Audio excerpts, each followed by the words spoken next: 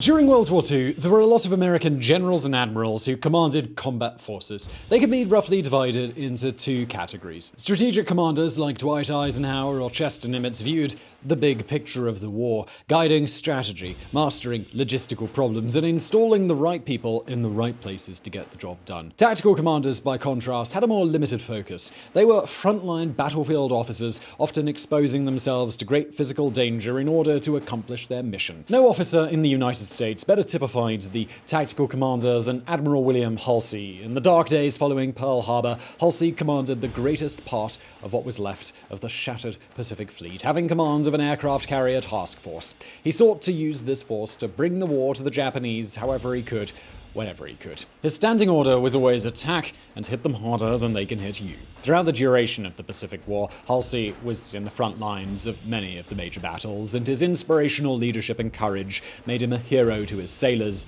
and to the civilian population. He wasn't perfect. He made several key mistakes that might have cost him more had he been a less famous commander, but his contributions to the victory of the United States over Japan were also obvious to everyone who worked with him, and he was rewarded for his service with a rank that, to date, only 3 other officers in the US Navy have achieved.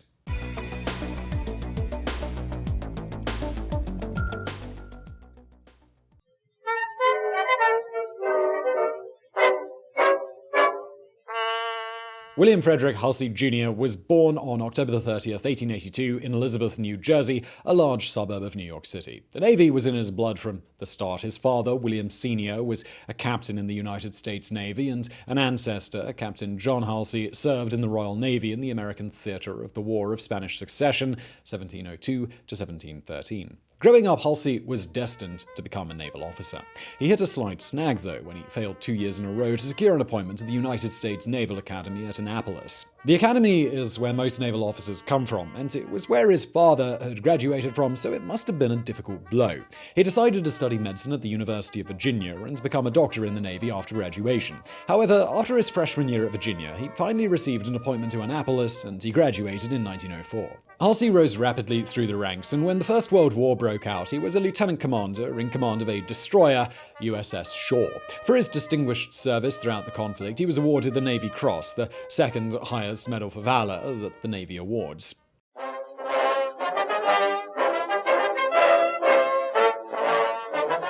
Halsey continued to serve primarily in command of destroyers throughout the 1920s and early 1930s, but the course of his career changed completely in 1934 when he was offered command of the Navy's 3rd aircraft carrier, USS Saratoga. He was only required to complete an observer's course in order to take command, but Captain Halsey decided to enroll himself in the rigorous Naval Aviator program, saying, "I thought it better to be able to fly the aircraft itself than to just sit back and be at the mercy of the pilot." In 1935, Halsey received his Gold Naval Aviator wings. He was, at the age of 52, the oldest person to do so in the history of the Navy.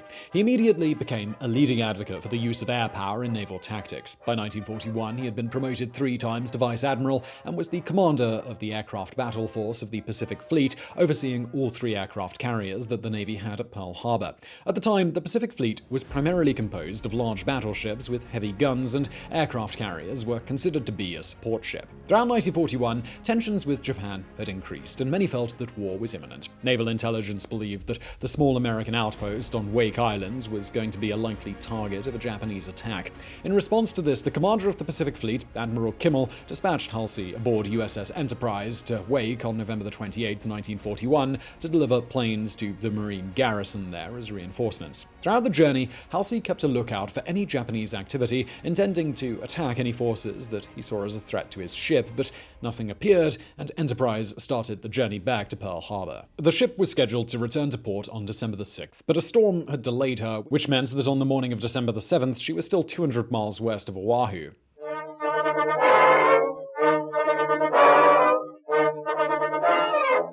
Confused and desperate radio messages soon told Halsey what was happening. The Japanese had indeed attacked, but not at Wake Island. They had attacked Pearl Harbor itself. In the chaos of that day, Kimmel radioed Halsey, ordering him to take command of any and all ships at sea, that all other ships in the vicinity of Hawaii were to rally to the Enterprise. Halsey deployed his wing, searching to the south and west of the islands for the Japanese combined fleet that had carried out the Pearl Harbor attack, but he was unable to locate them, as they had retreated to the north. Halsey returned to Pearl Harbor the next day, viewing with dismay the damage the attack had done to the Pacific Fleet.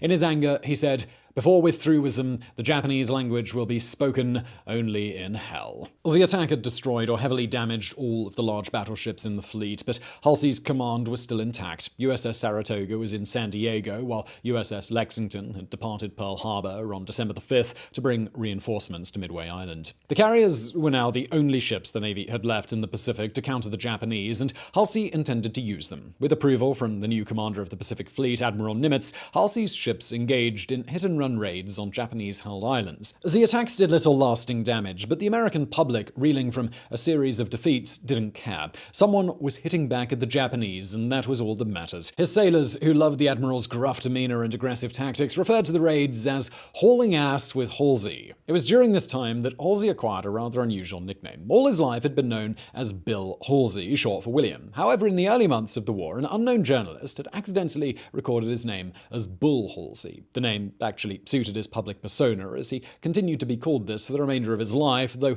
never to his face. When he returned to Pearl Harbor at the end of May 1942, Halsey was in poor health. A debilitating skin condition, which was variously referred to as shingles, atopic dermatitis, and psoriasis, caused a rash to break out over most of his body. It's believed that a combination of the high-stress environment that he had been in for the last 6 months, combined with his near-constant smoking and coffee drinking, had aggravated a skin condition he had managed for most of his life with creams. Unable to sleep and having lost 20 pounds, Admiral Nimitz had to order him into a Hawaii hospital for treatment.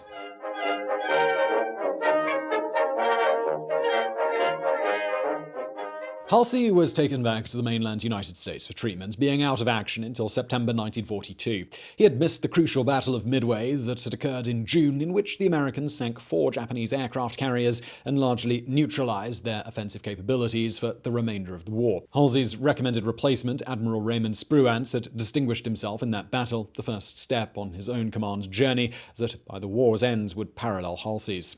In October, Halsey was sent to the South Pacific Theater, the scene of a desperate struggle on the island of Guadalcanal. The 1st Marine Division had invaded the island back in August, but after the disastrous Battle of Savo Island had seen 4 Navy cruisers sunk and 2 admirals killed, the Navy had retreated, stranding the Marines on the islands without most of their supplies. In the 2 months since then, naval support had been spotty and inconsistent, while the Japanese continued to pour resources onto the islands largely unimpeded.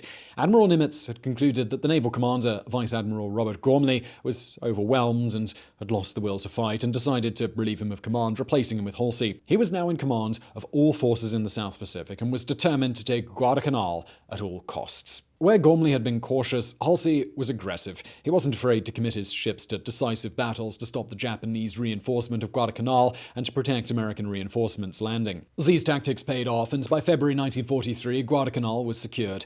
Halsey's forces spent the rest of the year attacking up the Solomon Islands chain, in particular Bougainville. As part of this campaign, Halsey directed a daring early morning raid on the heavily fortified Japanese port of Rabaul, taking the enemy by surprise and inflicting heavy damage in what was called the American answer to Pearl Harbor. By the end of 1943, the South Pacific area was largely in the hands of the Allies, and Admiral Nimitz had a new assignment for Halsey.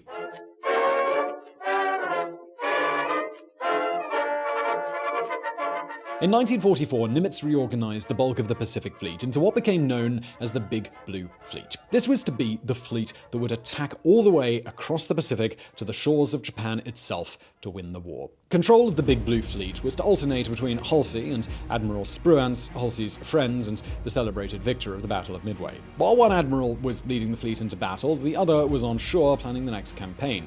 This allowed the Pacific Fleet to increase the tempo of offensive action throughout 1944 in order to confuse the Japanese and make them believe the Americans had even more ships than they did. While Halsey was in command, the fleet was referred to as the Third Fleet. While Spruance was in command, it was referred to as the Fifth Fleet. Spruance had command of the fleet during the first half of the year, fighting in the Gilbert, Marshall, and Mariana Islands. Meanwhile, Halsey and his staff, which he dubbed the Department of Dirty Tricks, were back in Hawaii planning for the most important and ambitious military operation in the Pacific to date: the liberation of the Philippine Islands. General Douglas MacArthur had requested Halsey's assistance personally, as he was one of the few admirals who was able to work well with the celebrated and also rather egotistical general. The Third Fleet would act in conjunction with Vice Admiral Thomas Kinkaid's Seventh Fleet to provide the troop landings, bombard Japanese shore positions, and oppose any movement by the Japanese fleet. On October 20th, 1944, American troops, led by MacArthur, landed on the island of Leyte and quickly pushed inland.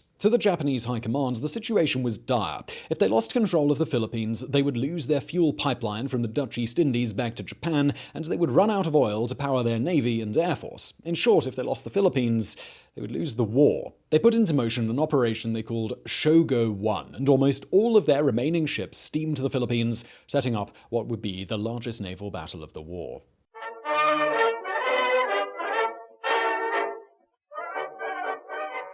The Japanese plan was to split their forces into three groups: Northern, Southern, and Center Force. The Northern Force had almost all of the Japanese Navy's remaining carrier forces, and it was supposed to lure Halsey's Third Fleet away from Leyte to the north as a diversion. Then, when the Southern Force kept the Seventh Fleet occupied, the powerful Center Force, headlined by the two largest battleships ever built, Yamato and Musashi, would be free to steam unopposed to the landing positions at Leyte, where they would sink troop transports and bombard the American troops on shore, disrupting and perhaps stopping the invasion entirely. American submarines detected the movement of the Japanese Center Force on October the 23rd and reported it to Halsey, who deployed his air wings in response. What would later be known as the Battle of Leyte Gulf was actually four separate battles in the waters around Leyte. The first engagement was the Battle of Sibuyan Sea on October the 24th. Halsey's carrier aircraft attacked the Center Force, commanded by Admiral Takeo Kurita, inflicting heavy damage on it, including sinking the Musashi. Kurita turned his ships around to get away from the aircraft, and Halsey believed that he was retreating and was no longer a threat. At the same time, Third Fleet scout planes detected the Northern Force, and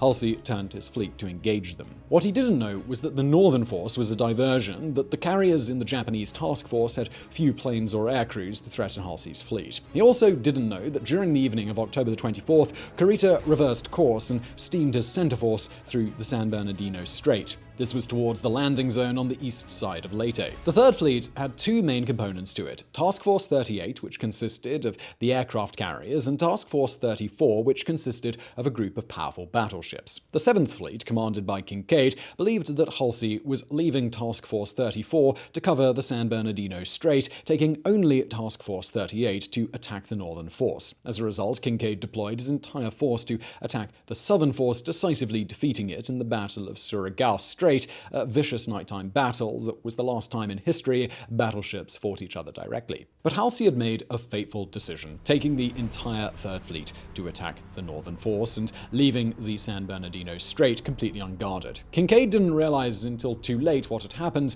and was too far away to intervene when, on the morning of October the 25th, the Center Force, consisting of 4 battleships, 8 cruisers, and 11 destroyers, steamed into the Philippine Sea off the island of Samar. The only American ships in the area was Task Group 7743, known as Taffy 3, a group of small, unarmored escort carriers protected by a screen of destroyers. Taffy 3 was designed to act as close air support for the ground troops and attack submarines, not engage capital ships in pinched battle. But the commander of Taffy 3, Rear Admiral Clifton Sprague, knew that he needed to buy as much time as he could until Halsey or Kinkaid could come to his aid, so he engaged Kurita's center force with everything he had. The Battle of Samar, also known as the Last Stand of the Tin Can Sailors, was one of the most lopsided battles in naval history, at least on paper. It is also considered one of the US Navy's finest hours. Taffy 3 fought ships several times the size of their own, doing an incredible amount of damage. 4 American ships, Johnson, Samuel B. Roberts, Hull, and Gambier Bay, were sunk, and over 1,500 sailors were killed, a figure representing half of the total American casualties of the entire Battle of Leyte Gulf. Throughout the engagement, Admiral Kinkaid sent a string of urgent calls for help for Taffy 3 to Halsey, but Halsey continued to steam his fleet north away from Center Force. Back in Hawaii, Admiral Nimitz was trying to understand what was going on. He sent a message to Halsey asking where Task Force 34 was. The message ended with a nonsense phrase that didn't mean anything, designed to confuse the Japanese who might be listening in. But the sailors on board Halsey's flagship forgot to remove the phrase from the end of the message before delivering it to the Admiral. As a result, the message Halsey received said, "Where is Task Force 34? The world wonders." Halsey, who had a fiery temper at the best of times, lost his head completely at what he viewed as a stinging rebuke from his commanding officer. He threw his hat on the ground and began swearing violently, alarming everyone on the bridge of his flagship. His chief of staff, Rear Admiral Connie, yelled at him to get a hold of himself, and Halsey calmed down. But it would be another 2 hours before he finally ordered Task Force 34 to turn around and go to Taffy 3's aid. But by the time they arrived on the scene, the Japanese center force was gone. Admiral Kurita had met such ferocious resistance from Taffy 3 that he became convinced he was fighting Halsey's Third Fleet and withdrew before he could accomplish his mission to disrupt the landings. A few hours later, Halsey's carriers engaged the Northern force in the Battle of Cape Engano, sinking all 4 remaining Japanese aircraft carriers. The Battle of Leyte Gulf was a resounding American victory. The Japanese Navy was effectively finished as a fighting force. The remaining ships in their fleet returned to Japan and would not sortie again in such a force for the rest of the war. But Halsey's tactical mistake, referred to as Halsey's blunder or Bull's Run, had coloured his reputation quite a bit. His penchant for aggressive action had worked against him, and if it hadn't been for the heroic efforts of Taffy 3, the Americans could have met with disaster. Halsey would spend the rest of his life defending his actions at Leyte Gulf and attacking his critics, including Admiral Kinkaid.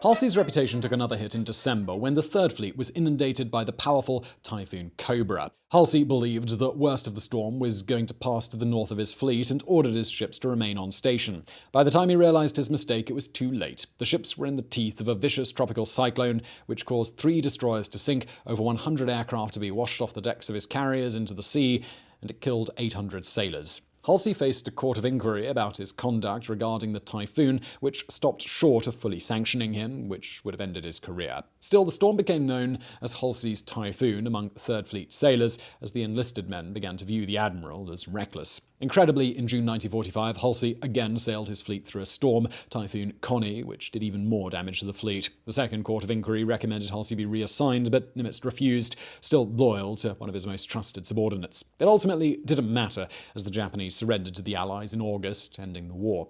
Halsey was present on the USS Missouri for the formal surrender of Japan in Tokyo Bay on September 3, 1945. In December 1945, President Truman selected Halsey to be promoted to the 5-star rank of Fleet Admiral, one of only 4 officers in the history of the Navy to attain this rank. He stepped down from active service in 1947 and later joined the board of the American Cable and Radio Corporation, serving until 1957. Admiral Halsey died on August 16, 1959, at the age of 76. His body laid in state at the Washington National Cathedral, and he was buried at Arlington National Cemetery, America's foremost military cemetery. William Halsey is one of the most important figures in World War II. He understood early on the importance of air power in the war against Japan, and that the best way to recover from the attack on Pearl Harbor was to use the Pacific Fleet's aircraft carriers in an aggressive manner to take on the Japanese. This focus on sea-based air power was not only instrumental in winning the Pacific War, but it continues to form the basis of American naval doctrine almost 80 years later. It is perhaps a shame that his decisions during the Battle of Leyte Gulf have, to a large extent, overshadowed his accomplishments from earlier in the war, but it was, perhaps, the price the Navy had to pay for having an aggressive commander like Halsey in command. One thing is for sure, though. If Admiral Halsey had not been in command of the Pacific, things would have turned out much differently. So I really hope you found that video interesting. If you did, please do hit that thumbs up button below. Don't forget to subscribe. Brand new videos several times a week. And as always, thank you for watching.